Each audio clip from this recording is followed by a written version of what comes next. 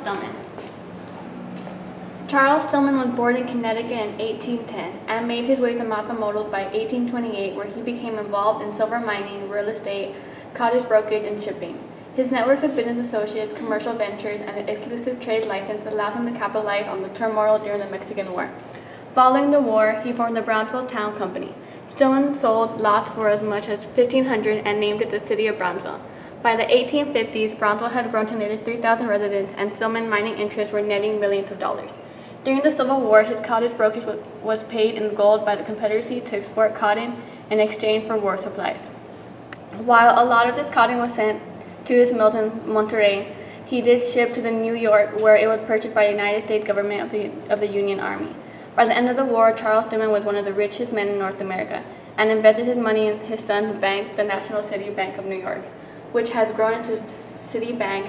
He died in New York City in 1875. Francisco Iturria. Francisco Iturria was born in 1830 in Matamoros and began work as a clerk for Charles Stillman in the early 1850s. He opened a mercantile house in Matamoros. In 1854, Francisco Iturria built the Iturria Bank building, which housed the pioneer Iturria Bank of Brownsville. It was the first locally and privately owned bank south of San Antonio. During the Civil War, he partnered with King and Kennedy to register the steamboats under the Mexican flag, thereby allowing the company to legally haul Confederate cotton around the Union blockade. He also purchased over 250,000 acres of ranch land, much of which remains at the Iturria Ranch. The Iturria Ranch was one of the origins of the southern part of the Chisholm Trail. I'm sure getting some cotton from you. Thanks so much, sweetheart. This is such pure cotton. Wheel such as this was used to spin cotton and wool into thread, which was then woven into cloth. Did you know that? No, I didn't know that. That's some fine clothing. Another important person that contributed to the rich Brownsville history is Simón Zelaya. Simón Zelaya was born in Spain in 1823, moved to Cuba and later to Kentucky, before settling in Brownsville in 1849. In Brownsville, he organized the Rio Grande Railroad, serving as the line's president and general manager.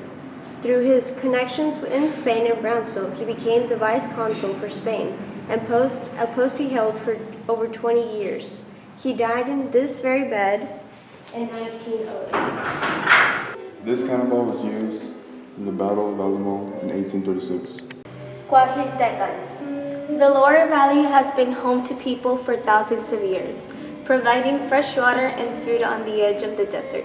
Native Americans from the Lower Valley traded shells and shell beads with other tribes from hundreds of miles away for stone tools and other goods. Colonia de Nuevo Santander.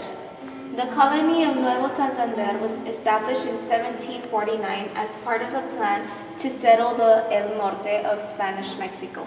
This colony included the towns of Reynosa, Camargo, Laredo, and what eventually became Matamoros.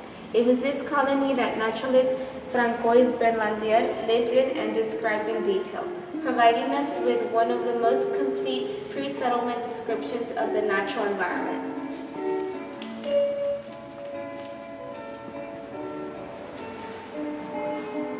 Early Matamoros. Situated at the mouth of the Rio Grande, Matamoros became a major port and commercial center for much of northern Mexico. The economic activities of the town attracted government offices, church headquarters, and cultural attractions. This gave the city an international reputation. Outlasting several governments, the city has maintained this position of prominence over the past 200 years. The republics. As Mexico grew to the north, it met the western aspirations of the United States. Cultural and economic priorities clashed between these two rival countries, resulting in several revolutions. The Republic of the Rio Grande briefly flourished in the Lower Valley. The Republic of Texas brought tensions to a head when it joined the United States. Civil War. General Nathaniel Banks was charged with capturing Confederate Texas during the Civil War.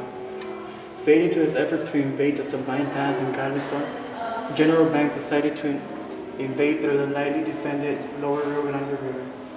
There in 1863, he overwhelmed the defenders at Brazos de Santiago by 100-1. His win was short-lived. His troops were pulled out by the summer of 1864 to fight in the other regions of the South. The lower Rio Grande did not see Union soldiers again until the Battle of Palmito Ranch on May 13, 1865. Less than a month after the war was over, from the late 1850s through the 1870s, Mexico was facing armed rebellions from Juan and Cortines. The Mexican Revolution quickly overwhelmed Matamoros. Wealthy Mexican citizens fled to Brownsville when bloody fighting overwhelmed the Mexican defenses in the city.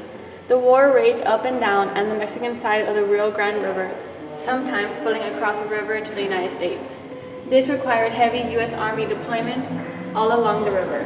While the Mexican army was not very effective fighting against Pancho Villa's army, Mexico's more disciplined Raúl had better, if not ultimately successful luck.